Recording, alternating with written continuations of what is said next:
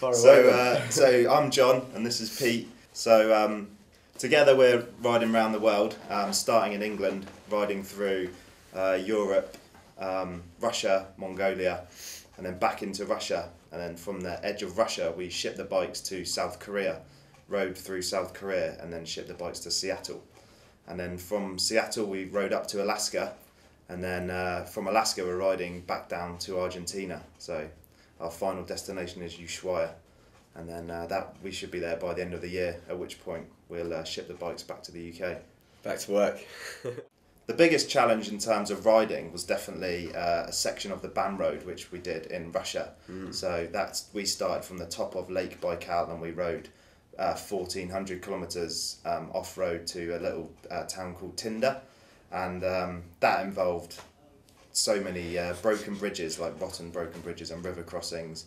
And occasionally you have to, well, not occasionally, often you have to ride actually on the railway track. So the railway track's still used, it's used by steam trains, but there's no one out there. So when you come to a big river, if the bridge is rotten or broken, then you have to ride through the river, and if you can't ride through the river, then you have to ride onto the railway track, so backtrack. And so that was tough. And then even on that stretch of road, if you can call it a road, we had one crossing where we had to find some locals with a little boat with an outboard motor, and we lifted the bikes into that.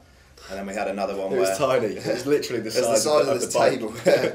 So that was pretty fun. And then we also had we got some more help by a huge truck to take us, where he helped us lift the bikes into the back of the truck, and then that got us over another river.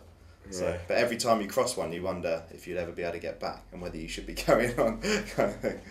So there are sections through Russia where you're a long way from any kind of civilization, and we could go hundreds of kilometers without any fuel stations. So, but what happens is you pass into villages, and in the villages they do actually have cars, but they don't have any gas stations.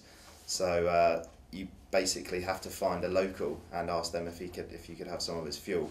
At which point he'll direct you to follow him to his backyard, and then carefully siphon some into the bikes, probably without wanting anyone else to see how much fuel he's got in the back. So it's an interesting place because the really tiny remote villages are all serviced by the railway, so they can get supplies in and out, but there's certainly no roads in or out of there. Okay, so throughout the journey, when you're in very remote areas, you're always coming across sort of strangers that you wonder what they're doing there, and they look at you completely as if, what the hell are you doing here? So even on the going through Russia, whenever you turn up at a remote village, everyone's always fascinated to see your bike. And well, actually before we even tackled the Ban Road, we went through Mongolia, and in Mongolia, when you arrive at a remote village, literally everyone comes out of their houses, they surround the bike and they're tapping the fuel tank, and they can't speak any English, so we can't really communicate with them, but they look at it like it's just landed from the moon or something. Well, my favourite part of the trip, I would say, was going up through Canada and into Alaska. I think that just sleeping on the side of those awesome lakes is an incredible thing to do. But at the time, I probably came out saying I absolutely hated coming through Siberia, but a few weeks later, and you look back on it, you start to think, oh, actually, that was probably one of the best things I've ever done. Like, we were soaking wet for 7 days on end. Like, you can't dry your boots out. Like, every day you wake up and you have to put your wet boots on and your wet motorcycle clothes, and it's tough. It's real tough, but you forget, like Pete said, you forget how tough it was as soon as the trip's over, and then you just want to be back there. So Mongolia was also was really hard. It was boiling hot during the days. We took quite a southern route, so they call it the desert route, and we'd just be on complete open plains, sleeping with nothing on the horizon, and just riding. Well, you choose your route, and you can just ride as long as you're pointing in the right direction. But then at night, because it's quite high altitude, it was freezing cold sleeping. So during the day you're boiling, and then at night you're freezing. So it was quite tough. You know, after relentless days of off-road riding, by the end of it you're just completely exhausted, and you think to yourself, I never want to do that ever again. And then as soon as you've recovered and got yourself back on form, you just want to be back there and doing it all over again. Tyres have been the biggest issue for us. Having to source suitable tyres for whatever terrain we're going to be riding on has proved pretty tricky. But we've kind of established now that the best option is just a dual sport option, but not to expect too many thousands of miles out of it. But apart from that, we don't do any other modifications to the bike.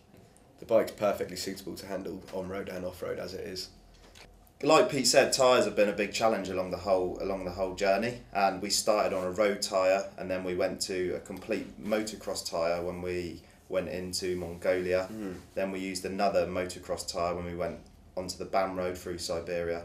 Then we fitted new tyres in Seattle, a dual sport tyre to go up to Alaska, and then that ran out, and then we fitted, the only tyre we could get in Alaska was a cheap Kenda, so we fitted that, so that's 5 tyres already, and now they're shot, so we'll be fitting the next set, so 6 sets of tyres. I think maybe 6 rears. Yeah, maybe, 6 rears. Maybe just 3 fronts. Cool. So basically we have a website which is toughmiles.com. We also have a Facebook page which you can link through our website.